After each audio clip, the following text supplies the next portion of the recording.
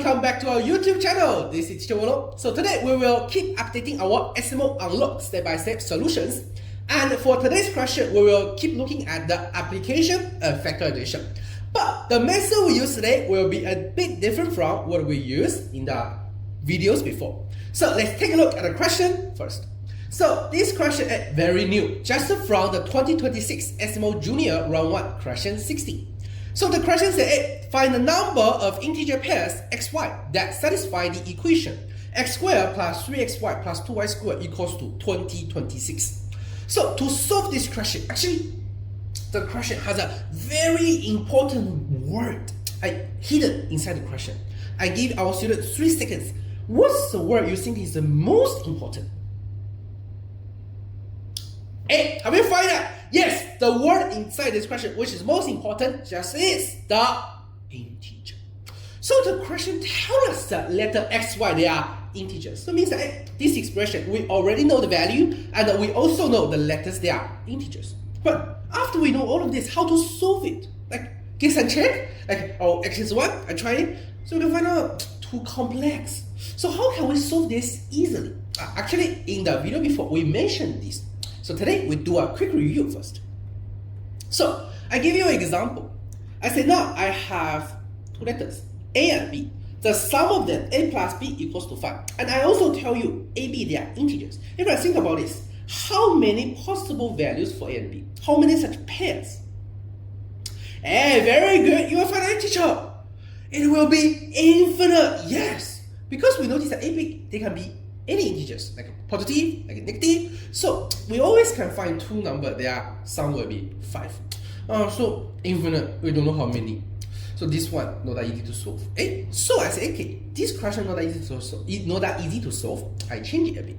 I say now, not A plus B, it's A times B is 5. But still, the condition is the same. A, B, they are integers, and how many such possible number pairs we have? So give you 2 seconds. Some students will say, hey teacher, I know that. So what's the answer? The answer will be 4. Which 4? So let's list. We know A, B, they are times together will be 5, means A, B, they are 1 and 5. Oh, they are factors. So what do factors 5 have? 1 and 5. But everyone, don't forget, A, B, they are integers. So we notice that not just the positive integer, we also can choose negative integers. So we can find that, yes, 1, 5, 5, 1, negative 5, negative 5, negative 5, negative 1. So we have in total 4 cases. And so we notice that just change a small sign from plus to times. We change from infinite cases to just 4 cases. So why we can do this? What is the most important word inside these examples? Correct. It's still the integers. Because you see in example 2, if I say A, B is not integer, there can be any numbers. How many possible pairs we have? Oh, you will say, teacher, this time still be infinite. Why? Oh, because we notice that if not integer, decimal can. Fraction can. Even irrational number like square root also can. So we find out also infinite. So we find that because integer, so we have limited case. So now we can make a conclusion. If we know the value of an expression, everyone think about it. What's the format or what's the form you want the expression be? Especially for the letters that are integers. You hope it's addition or you hope it's a multiplication. Of course, we choose the multiplication. So we hope the expression will in the product form. But we know, teacher, they are bad. Not every time they will give you the expression like this, A times B is 5, I solve it. So sometimes they will give you the expression like this. A plus AB is 5. AB, they are still integers. So if from this question, how to solve? How can I find the value for A and B? Oh, we can find out this time. Are they in the product form? No. So how to solve? No worries. It's not a product form, we don't know how to solve. So we can do what? Try to change it to a product form. But how to do that? In Degree 1, we have already learned one skill, very important, which is called the factorization. So A plus AB, how can we do the factorization? Oh, very easy. We can take out the common factor, A. Now, we change it to A times 1 plus B. Is this a product now? Yes. Can we find A and B? Of course. So we notice that if we know expression value and we know the letters that integer, if it's not in the product form, what we should do? We should factorize the expression to a product form. So now we return to our question. We notice that we have the value of the expression, we have known that letter, they are integer, so we should do what? Factorize. But the problem is, how to do factorize of this expression? So we here notice that for this expression, they are square. So for such expression, we have a name. It's called a quadratic expression. So how can we do the factorize of a quadratic expression? So first, let's take a look at how the quadratic expression form by what? So let's see. We know for x squared, usually it comes from what? It should come from x times x. So usually x squared comes from one expression with x and another expression with x. So now let's take an example. For example, like this one. We have x plus 2 times x plus 3. So now this one, if we expand, what we will have? So how to expand? We can use the arrow method. First, the x will times which one? Another x will give us a x squared. Then x also need to times the 3. So we have the 3x. And then 2 times the x, we have a 2x. And finally, 2 times 3, we get a 6. We get a 6. And then we know in this expression, we can do the simplification. So it will become x squared plus 5x plus 6. So we can notice that for a quadratic expression, it will come from like this. Then let's work it backwards. So we notice that for x squared plus 5x plus 6, x squared, we just mentioned, it comes from x times x. How about the right side, the 6? 6 comes from 2 times 3. Then everyone, the middle one, 5x, is it come from like something directly times together and we get 5x? We notice that no, it's 2x plus 3x. Then you will find that the 2x come from where? And we notice that 2x come from this, and the 3x also. So you will find that after we draw the line, it looks like we have a cross. So now we find that the top two, x plus 2, is just the first bracket we have. And then the bottom, another is x plus 3, another bracket we have. So we notice that for such a quadratic expression, by this way, we can factorize it to one thing times another thing. So for this method to factorize a quadratic expression, we have a name. Since we draw a cross when we do it, this method is just called a cross method. So since the cross method maybe is a bit new for many students, so let's do some practice to help you to grasp the skill. So the first practice, let's see, we have x squared minus 7x minus 18. So we still do the same thing. Let's see, the left side, the outer left side, x squared, it comes from what? Must come from x times x. Then the question is on the right side, what do we have first, everyone? Some students say, teacher, 18. Looks like it's 18, but everyone don't forget, in front of 18, what do we have? Have a negative sign. So the right side, what do we have? Should be a negative 18. So negative 18 can come from what times what? We can find out many situations. 1, 18, 1, negative 18, negative 1, 18 like this, negative 3, 6, negative 6, 3. Wow, so many cases. And which one will be our answer? So don't forget. After we do the cross, we add them together. It will become what? It's the middle, the negative 7x. So let's think about it. The 2 factors of 18, one is negative, and there some will be negative 7. And so what's the cases? It should be positive 2 and negative 9. So now we can check. After we do cross, x times negative 9 or negative 9x.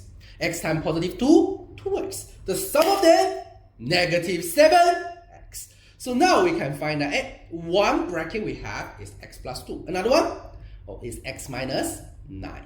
So now we can factorize this expression to x plus 2 times x minus 9. Then let's do another one. So 2x squared minus 7x plus 6. Everyone, let's do the same thing. This time, 2x squared should come from what times what? Oh, this time, is still x times x? Oh, should it be x and 2x? How about 6? We still do the same thing because finally, how can we confirm the cross is correct? We should use the, don't forget the middle one. We notice that the middle one is negative 7x. So that means that the 6, can we flip it to 2 and 3, 1 and 6? Oh, no. We should change it to negative and negative. So how can we put some negative number times together and finally we'll be getting negative 7? 3 seconds, give you 1, 2, 3. Have we got the answer? Yes, so here the 6 we can split up into negative 2 and negative 3. Because we can check x times negative 3x will be negative 3x. 2x times negative 2 negative 4x. The sum of them negative 7x. So now we can find our 2 bracket is x minus 2 and 2x minus 3. So we can write it down. And the last example. So now what we have is 3x squared minus 13xy plus 4y squared. So still, we do the same thing. We first split the two outer terms. 3x squared come from, very good, is x times 3x.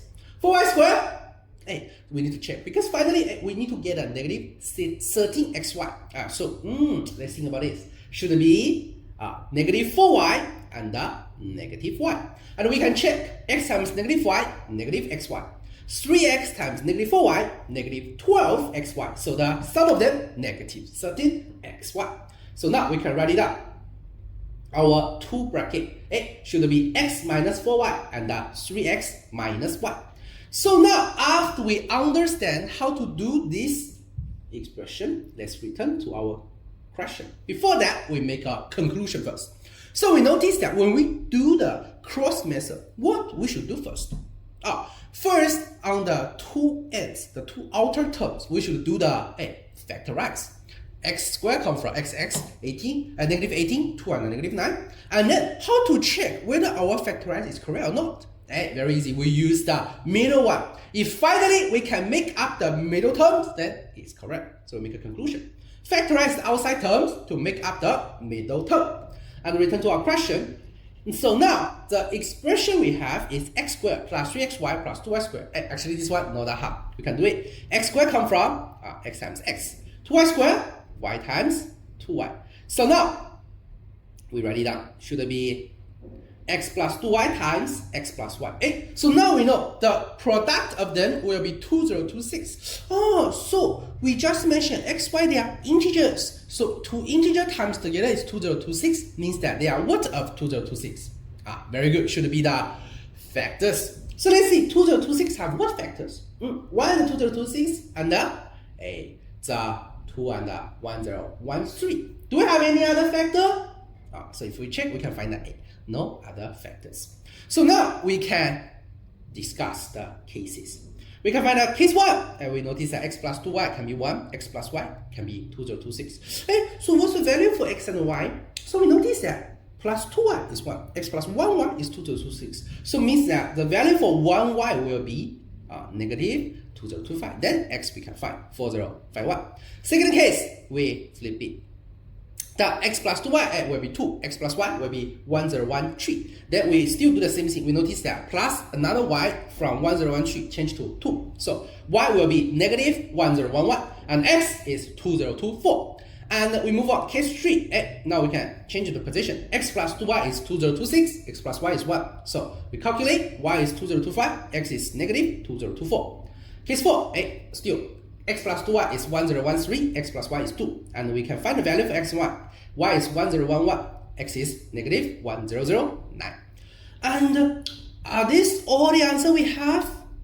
Everyone, don't forget the question just said they are integer. Means that everyone, the factor, does it must be the positive number? No, it also can be, yes, negative number. So case 5, x plus 2y is negative 1, x plus y is negative 2026.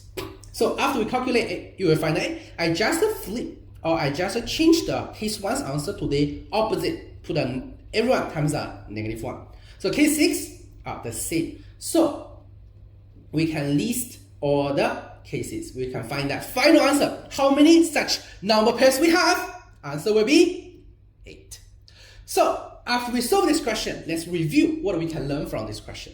So the first is still everyone. Next time, when you encounter a value with a value of expression, and we know the letters, they are integer. So we hope that the expression in what form? Very good, in the product form. But if it's not a product originally, what we can do? We can factorize to change it to a product. Then, to do the factorization, there are so many different methods. So next time, if you encounter a quadratic expression, what method we can use? So we learned today, it's called a cross method. And we know the key point in cross method is we factorize the outside two terms to make up the middle term. So after we understand this, teacher will prepare a practice question for everyone. So you can try this. And if you got your answer, you can directly share it in our comment. Or you can join our study group, share your answer there, and we can mark for you and give you the feedback. So if you want to join our study group, you can scan QR code on the left side. And inside the group, we will share also some materials and some study guidance. So if you don't want to miss this, remember to join our study group. Or you want to directly contact with me, of course you can. So you can scan the QR code on the right side to contact with me directly. And for our YouTube channel, we will keep updating some videos, not just about how to solve questions, also about some learning habits and skills. So if you don't want to miss that, remember to subscribe to our YouTube channel. So now it's time to review the answer for the last video's practice. So for this practice, the answer will be 2, 3, 1. So do you have the same answer? If you have, congratulations, very good. If you don't have, no worries, you can contact with me. I can give you the help. So that's all for today's video. This is Teacher Wano. See you in the next video. Bye bye.